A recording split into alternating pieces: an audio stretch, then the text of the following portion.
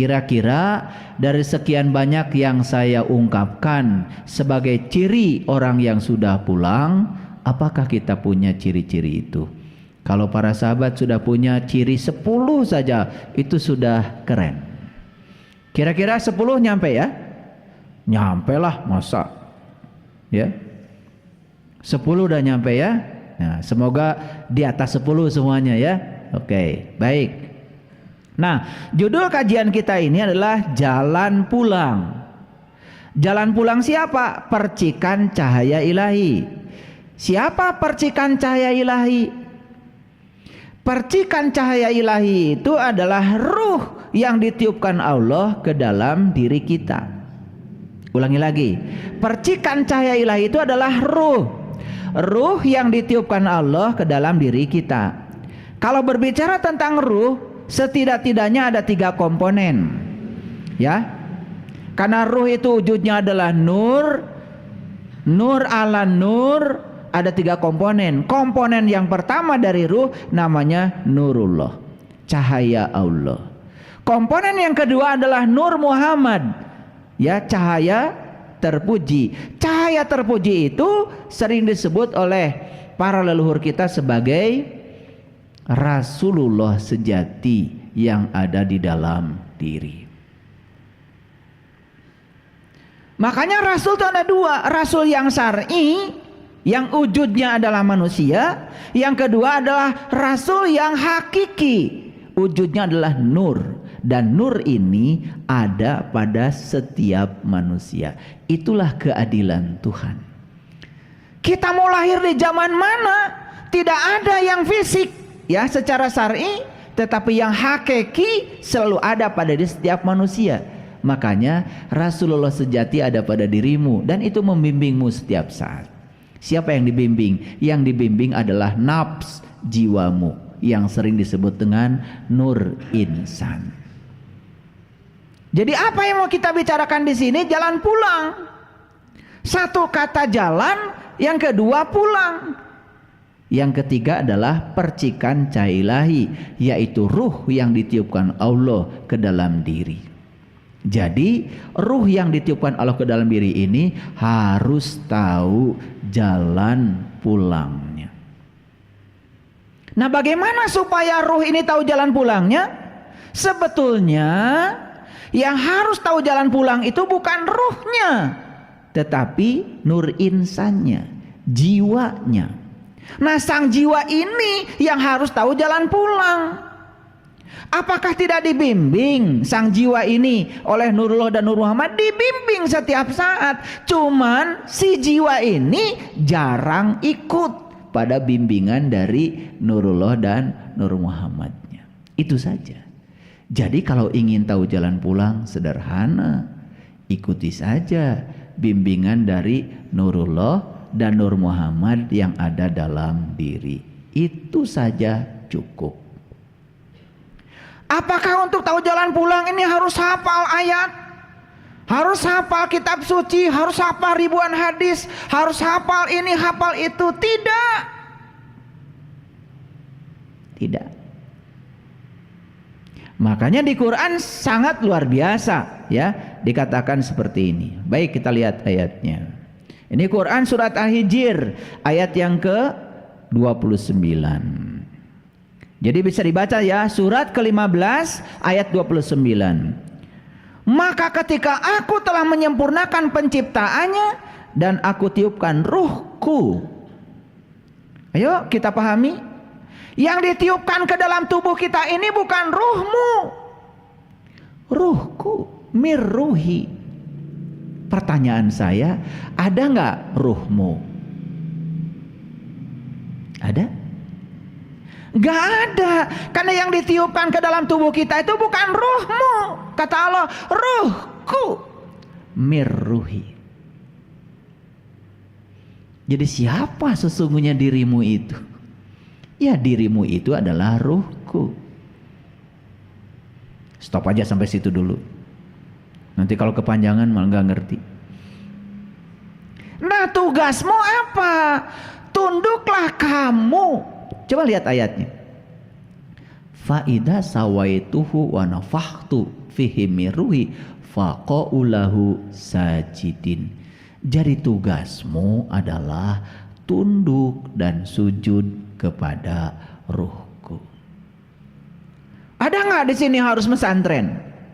Ada nggak di sini harus ini harus itu? Nggak ada. Tugasmu cuma satu, tunduk saja pada ruhku.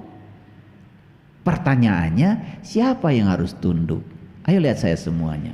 Yang harus tunduk itu adalah jiwamu, nafsmu. Pada siapa? Pada dua pembimbing yang hidup dalam dirimu, Nurullah dan Nur Muhammad. Itu yang membimbingmu. Kita hanya disuruh sujud ke situ saja. Itulah pesantren yang sebenarnya.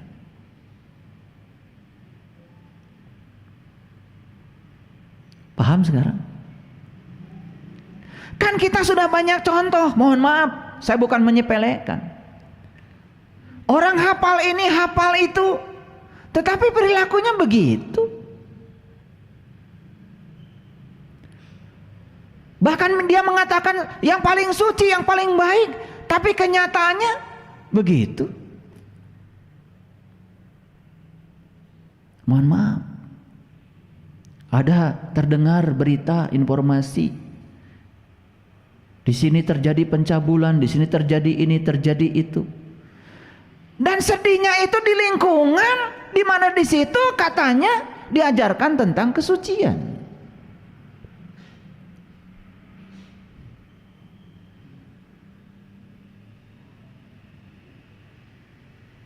Jadi sederhana saja sebetulnya. Kalau ingin tahu jalan pulang, satu-satunya jalan pulang adalah sujudkan jiwamu pada ruhku. Itu saja. Saya yakin siapapun orang di tempat ini yang selalu mengikuti apa kata diri sejatinya, bahkan tidak hafal ayat, tidak ngaji ini ngaji itu, saya yakin selamat. Sebaliknya, yang hafal ini hafal itu cuman luarnya saja, tetapi dia berkhianat kepada ruhku yang ada dalam dirinya. Itulah yang disebut dengan melanggar dari keselarasan diri dengan diri sejatinya. Gimana, mengerti? Sebelum saya lanjutkan, yuk kita simpulkan dulu. Jadi yang disebut dengan jalan itu jalan pulang. Kalau ruhku ini percikan cahaya ilahi ingin pulang ke tempat asalnya, sederhana kok. Jalannya turuti perintah ruhku yang membimbingmu setiap saat, setiap ruang dan waktu, tidak pernah tertidur, tidak pernah terkantuk. Ikuti saja itu, sudah selesai. Dan saya yakin orang-orang yang selalu mengikuti dan tunduk sujud kepada ruhku yang ada dalam dirinya, gak bisa ini, gak bisa itu, gak hafal ayat ini, gak hafal ayat ini, selamat.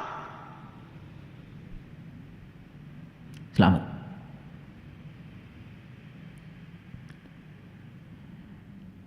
Nah, oleh karena itu mundur dulu ke belakang. Kita ini harus belajar ilmu. Syaratnya tiga. Satu, ilmu itu harus memenuhi asas koherensi. Yang kedua, ilmu itu harus memenuhi asas korespondensi. Yang ketiga, ilmu itu harus memenuhi asas pragmatis. Ini agak keren sedikit kuliah hari ini. Saya bicara filsafat ilmu sedikit.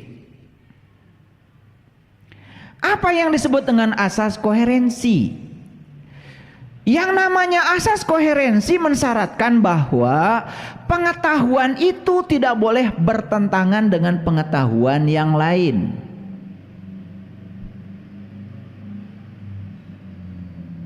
Yuk lihat saya. Ada nggak yang bertentangan? Pengetahuan yang bertentangan dalam diri kita sekarang. Kita cek sekarang. Dulu kita diajarkan katanya Allah itu adanya di tempat yang tinggi. Betul?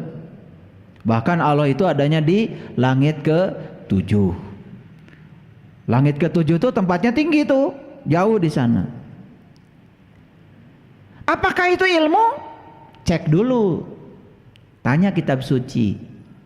Begitu tanya kitab suci bilang, aku bersamamu, lebih dekat kepadamu daripada urat nadi lehermu. Bertentangan enggak?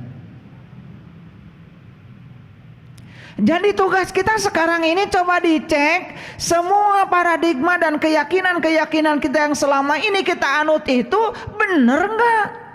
Cocok enggak dengan apa yang difirmankan dalam kitab suci? Dalam sebuah kuliah, saya tanya mahasiswa, siapa yang tahu Shirathul Mustaqim? Oh, mahasiswa sungkan tangan semuanya. Yang ini bicara ini, yang bicara ini, yang bicara ini. Semua bicaranya berdasarkan persepsinya. Padahal Shirathul Mustaqim itu kan bahasa Arab, bahasa Tuhan. Kalau ingin tahu bahasa Tuhan harusnya jangan menggunakan persepsimu, tanya Tuhan. Makanya tafsir Quran bil Quran. Begitu ditanya Quran, kata Quran Shirathul Mustaqim itu, kata Quran Shirathul lazina an'amta alaihim, jalannya orang yang diberi nikmat. Tidak ada satu mahasiswa pun yang saya tanya yang menjawab Shirathul Mustaqim itu jalannya orang yang diberi nikmat. Gak ada.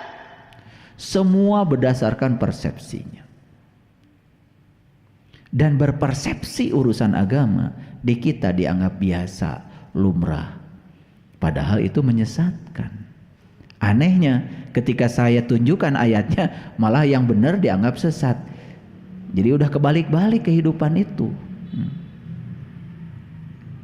Apakah selesai sampai di situ? Belum. Shirathul Mustaqim itu jalannya orang yang beri nikmat. Kejar siapa yang diberi nikmat. Karena dalam kehidupan kita pun sudah salah kaprah. Makan sama jengkol, sambal, nasi pulen, belum peda, nikmat. Keheula. Itu punya rumah bagus, mewah, semuanya serba mahal, elektroniknya luar biasa, branded semua. Furniturnya juga dari tempat yang mahal, harganya mahal-mahal. Nikmat punya rumah, tar dulu.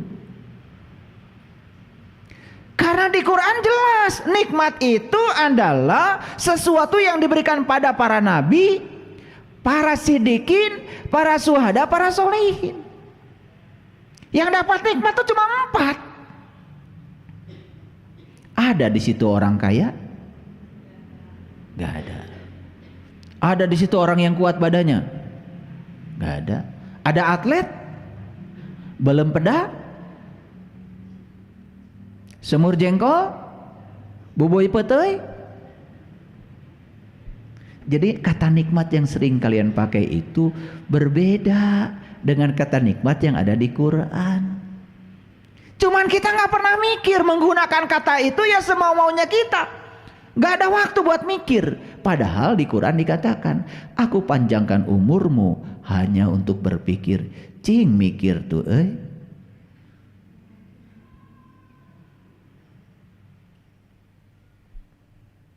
Gak ada waktu. Ketika kita doa orang lain bilang mudah-mudahan, ngiluan mudah-mudahan. Semua kata yang diulang 2 kali pakai akhiran ante bohong. Jadi mudah-mudahan teh berarti hese. Ganti. Semoga. Mudah-mudahan anak saya lulus. Mau lulus. Da doa lagi nggak salah. Mudah-mudahan teh hese, sulit. Kan mobil-mobilan berarti bukan mobil nyaan. Mal bisa ditumpahkan.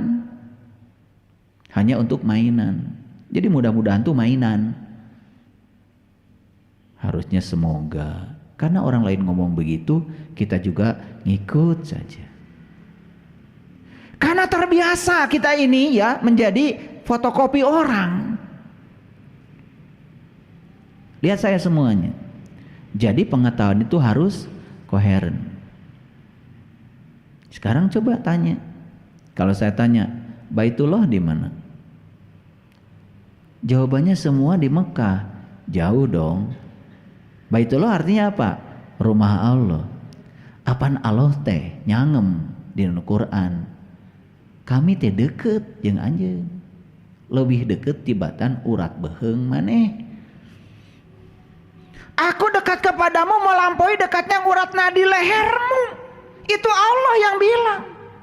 Harusnya kalau Allah dekat dengan kita, atuh bumi nage kedah caket.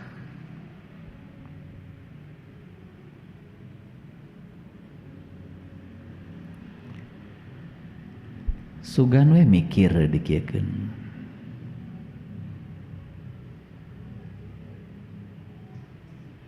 Ibu salat. Ada salat teh naon? Menyembah. Menyembah saha? Menyembah Allah. Apaan Allah teh? Caket. Langkung caket tibatan urat beheung urang. Apaan Allah teh ngahiji jeung urang. Jadi kalau kita menyembah, yang disembah dengan yang menyembah papisah atuh.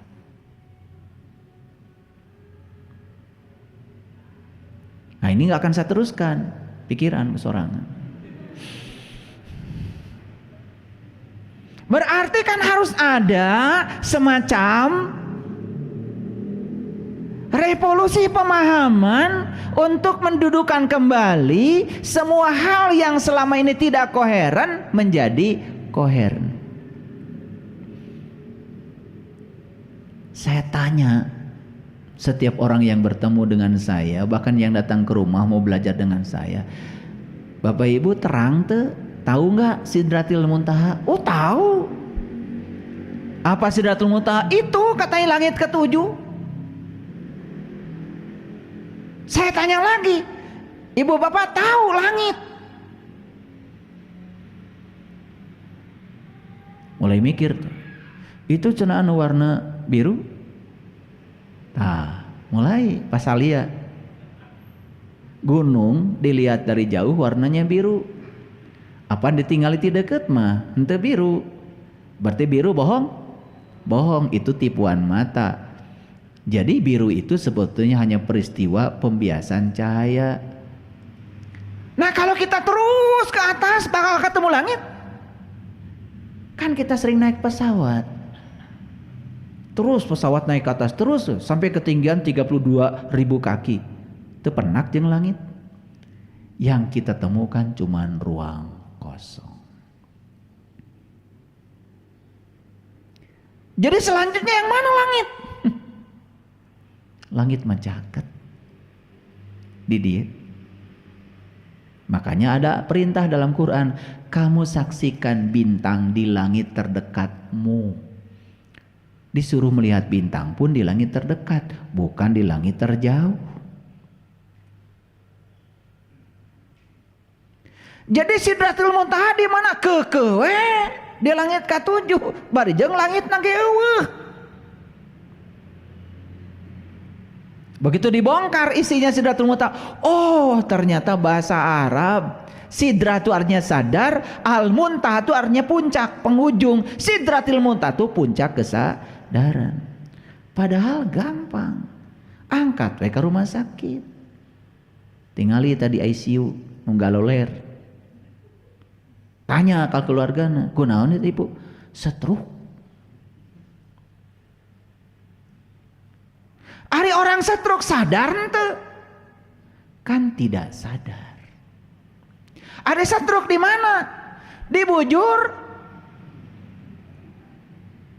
Di mana stroke? Apaan stroke teh di dieu? Pembuluh darah pecah. Ke kamar mandi. Nih, mau mandi. Mau mandi ku sabab hareudang, gerah. Langsung brrrr, ya mastaka heula, kepala dulu yang disiram pakai air dingin.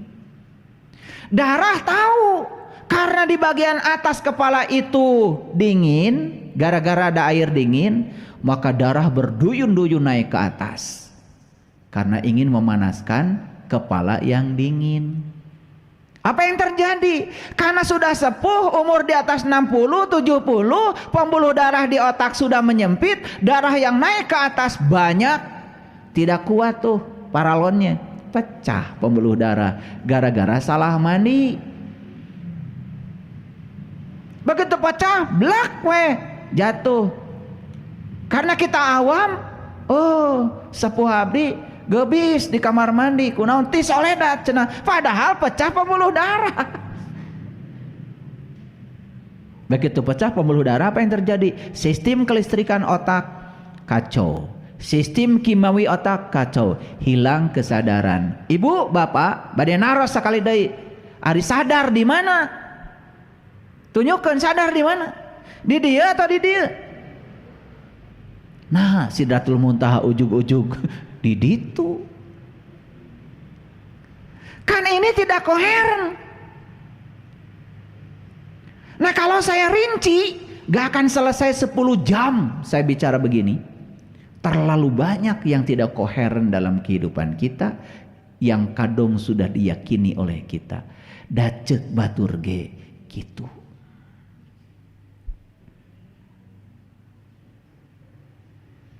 Makanya koreksi, coba bikin daftar.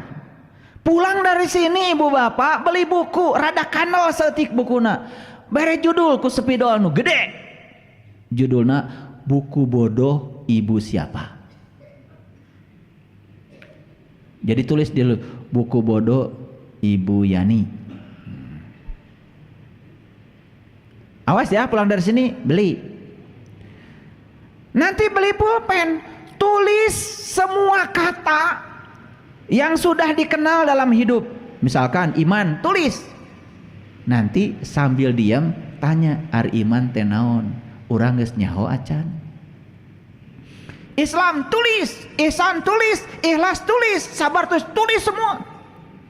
Begitu lihat ada mobil Avanza, tulis Avanza. Begitu lihat di mobil ada VVTi, tulis. Pertanyakan semua kata-kata itu pada diri. Saya jamin ya, kita nggak bisa jawab semuanya.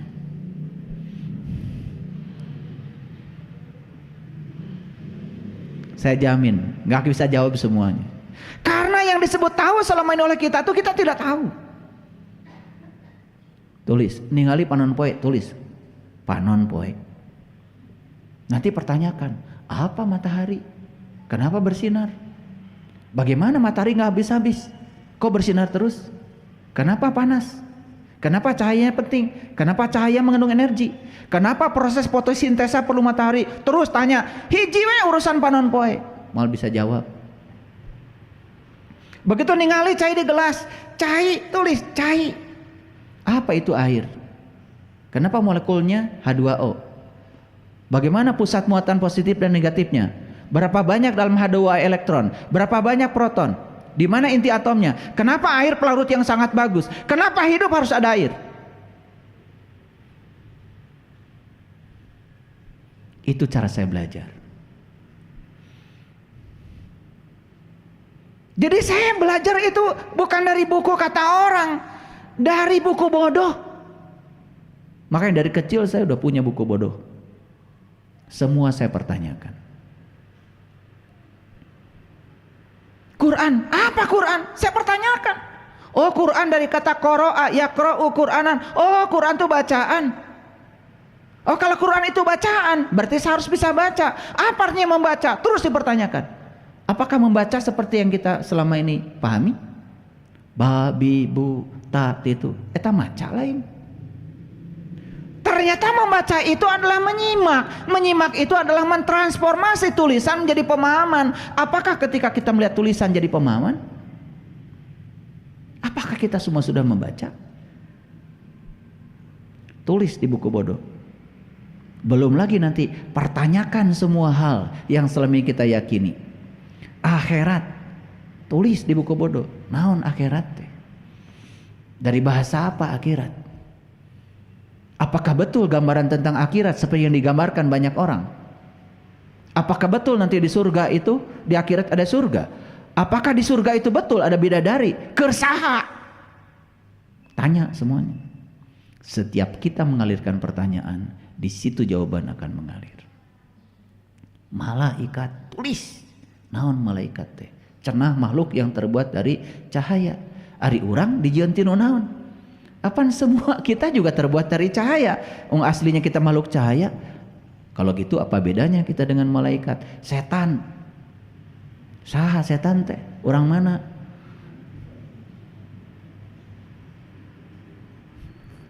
Pernah nggak gitu belajar? Makanya semua yang kita yakini ringkih, tidak koheren. Begitu dibuktikan, semua tidak selaras. Baru satu. Dua, pengetahuan itu harus sesuai dengan faktanya. Dan harus bisa dibuktikan. Mohon maaf. Kita punya keyakinan.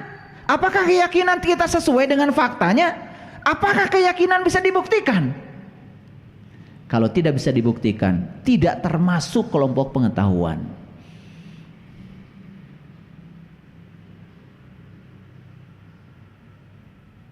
Kita punya rukun iman, 6 rukun iman. Mohon maaf, apakah kita sudah membuktikannya?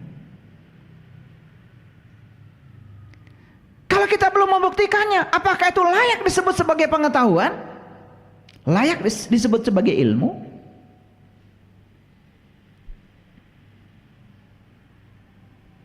Makanya jangan asal ngomong. Apa yang kita bicarakan itu harus dipertanggungjawabkan. Ayo, saya kasih contoh. Setiap hari kalian baca Bismillahirrahmanirrahim. Iya kan? Mau masak Bismillahirrahmanirrahim. Mau naik mobil Bismillahirrahmanirrahim. Saya yakin lah, ya, dari wajah-wajahnya kelihatan. Pasti itu mengucapkan itu. Pertanyaannya, pernah nggak kita bertanya, mengapa kalau kita mau melakukan apapun harus pakai Bismillahirrahmanirrahim? Sampai di titik pemahaman tertentu, saya mengalami goncangan yang luar biasa. Saya tidak berani lagi mengucapkan kalimat itu. Pernah saya tidak berani mengucapkan kalimat itu. Kenapa? Bismillahirrahmanirrahim, atas nama Allah yang Maha Pengasih, Maha Penyayang. Berarti kalau saya bilang atas nama, pertanyaannya, apa betul saya ini layak untuk mengatasnamakan Dia yang Maha Pengasih, yang Maha Penyayang, sementara saya masih pembenci, sementara saya masih usil pada orang, sementara saya masih belum bisa memaafkan orang, sementara cinta kasih saya juga masih terbatas, sementara orang lain susah pun saya diam?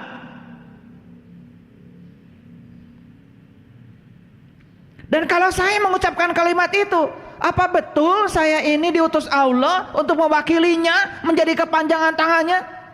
Kalau saya mengucapkan kalimat itu, apa betul saya mengenali dia? Ada orang datang ke rumah kita atas nama Bupati. Pasti ditanya, Bapak teh sahana Bupati? Ai Bapak teh kenal ka Pak Bupati? Henteu. Wakil Bupati sanes. Sekda komo. Jadi Bapak teh satu. Abdi mah sanes sasa. Nah, atuh tadi mengatasnamakan Pak Bupati. Kan syarat mengatasnamakan bupati itu satu, kudu wawuh kanjeng bupatina. 2, harus membawa visi dan misi bupati. Paling tidak bawa selembaran pidato bupati dibacakan, ulah pidato sorangan. Akan ngawakilin Pak Bupati.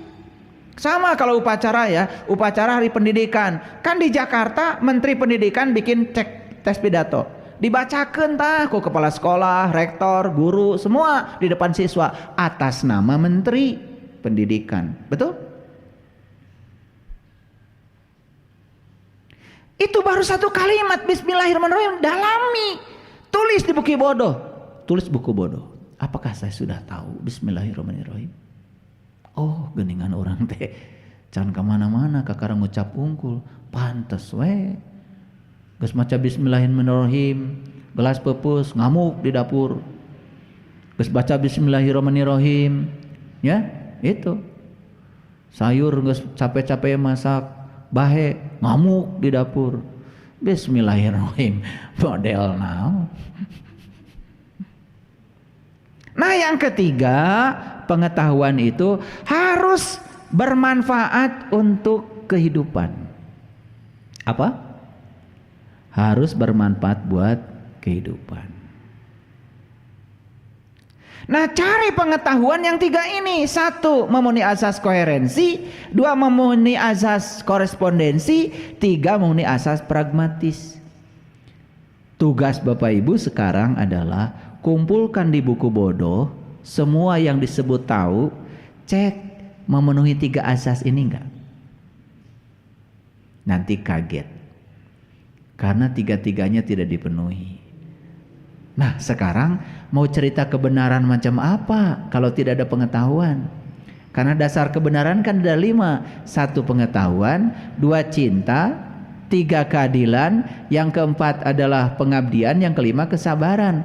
1 dari 5 harus dimiliki. Yang pertama apa? Pengetahuan. Karena dasar kebenaran itu 5, salah satunya adalah pengetahuan. Sementara pengetahuannya tidak memenuhi asas pengetahuan. Koherensi tidak, korespondensi tidak, pragmatis juga tidak. Punten Ibu Bapak.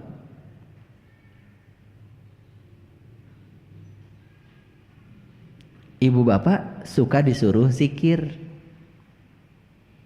Apa yang dilakukan? Nyebut. Padahal zikir itu artinya apa? Mengingat. Mengingat di mana? Kan di dalam, di batin mengingat. Menyebut di mana? Di mulut.